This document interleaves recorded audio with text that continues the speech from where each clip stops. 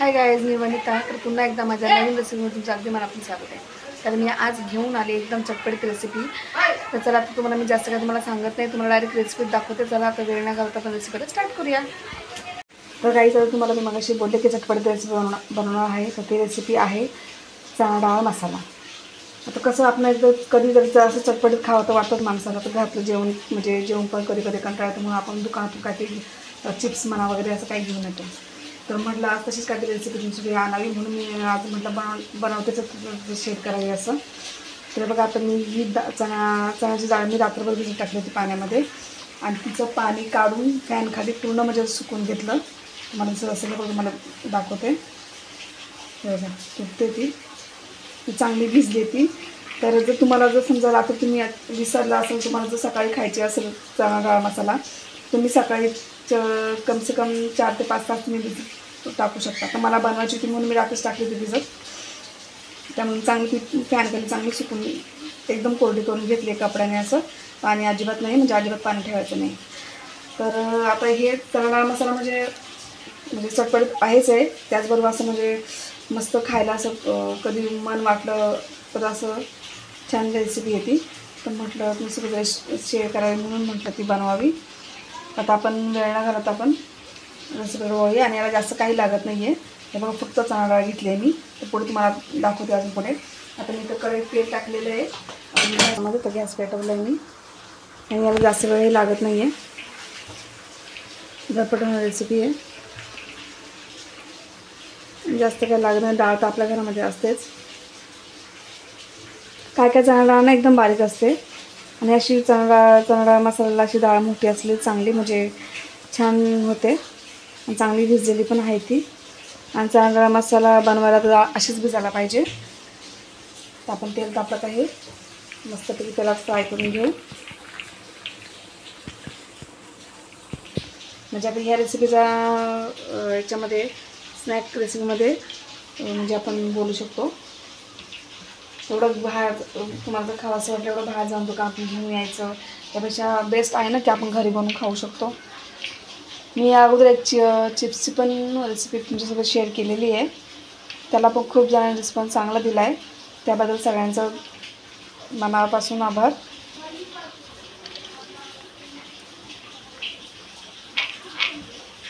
डाळीमध्ये पाणी जराही नाही पाहिजे आपल्याला.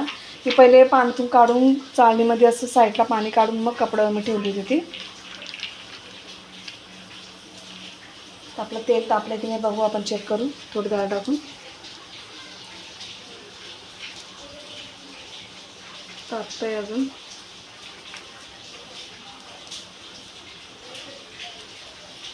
आणि डाळ आपल्याला डायरेक्ट आता मी जसं दाखवलं तसं टाकायचं नाही आहे. तर ती आपल्याला जो झाऱ्या असतो त्याच्यामध्ये घेऊन टाकायची. दाखवते तुम्हाला अशी, जेणेकरून काय होईल, ती आपल्याला पटकन काढता येईल आणि ती जळणार सुद्धा नाही. आता आपलं हे बघा तेल तापलं आहे चांगलं. आता मी असंच टाकणार आहे. हे बघा, ही अशीच ठेवून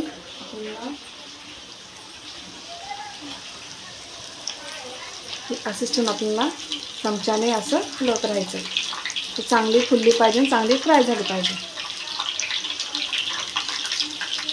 याच पद्धतीने आपल्याला ती फ्राय करून घ्यायची. मला दाखवते मी.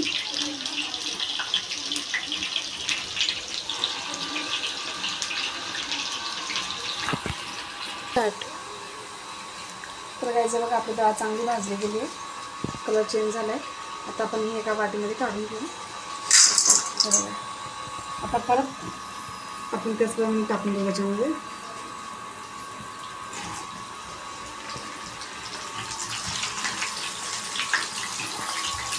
याच पद्धतीने आपल्याला सगळी डाळ फ्राय करून घ्यायची तेलामध्ये, आणि गॅस फुलच ठेवायचं, जेणेकरून ती पटकन फ्राय होईल. आणि अशी चमच्याने हलवत राहायची आहे, तर ती खाली लागणार नाही किंवा ती जळणार नाही. मध्ये मध्ये बघायचे आपल्याला असं काढून.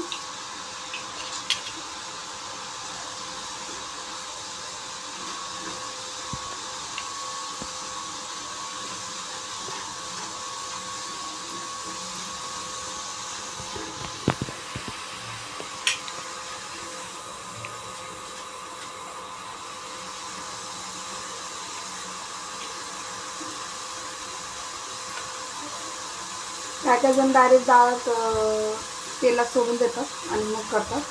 जर तुम्हाला पॉसिबल असेल पटकन काढायला तर तुम्ही करू शकता, असं काही नाही आहे. तर मला वाटतं की बेस्ट ट्रिक आहे.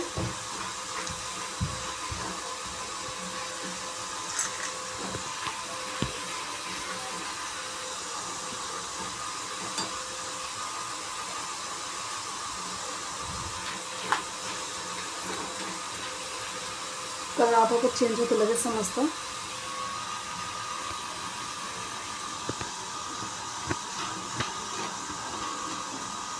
आता आपली ही डाळ झाली आहे, तरी काढून घेऊ आपण. आता परत आपण दुसरं टाकून घेऊ. सगळे टाकताना येणार.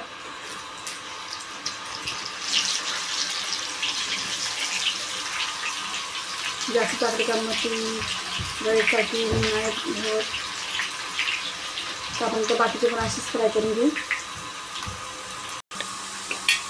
तर गॅस फॅमिली आपली डाळ सगळे फ्राय करून झाले. तर आपण काढून घेऊ सगळे. आता नाही थोडे काय आवडे तुकडे तिथे पडले. गॅस बंद करते मी. म्हणजे आता आपलं गॅसचं काम झालं आहे. दुसरी महत्त्वाची गोष्ट, चणा मसाला कसा होईल ते हे बघा. आता आपण यासाठी एक मसाला बनवू. तर आपण चणा मसाल्यासाठी मसाला तयार करू. अर्धा चमचा हळद, 1 चमचा लाल तिखट. ही तिखट नाही आहे, कलरसाठी म्हणजे जास्त घेते.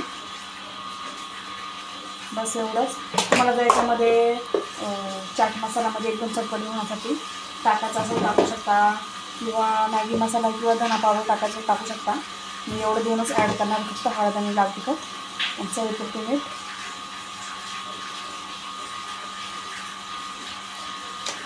आता हे मसाले मी मिक्स करणार आहे. मला असंही डायरेक्ट टाकता आलं असतं, पण ते म्हणजे पूर्ण असे लागले गेले नसते, म्हणून आपण मिक्स करून घेऊ. असं नाही की मी जेवढे मसाले टाकले तुम्ही तेवढंच टाकू शका. तुम्ही जर चटपट एकदम आंबट गोड होण्यासाठी मी चाट मसाला वगैरे टाकू शकता, का माझ्याकडे नाही येतो. आता आपण याच्यामध्ये मिक्स करणार आहोत आणि चमच्याने तुम्ही घेणार आहोत.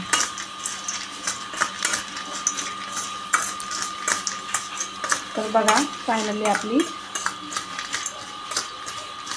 चणा डाळ रेडी आहे, तुम्ही बघू शकता.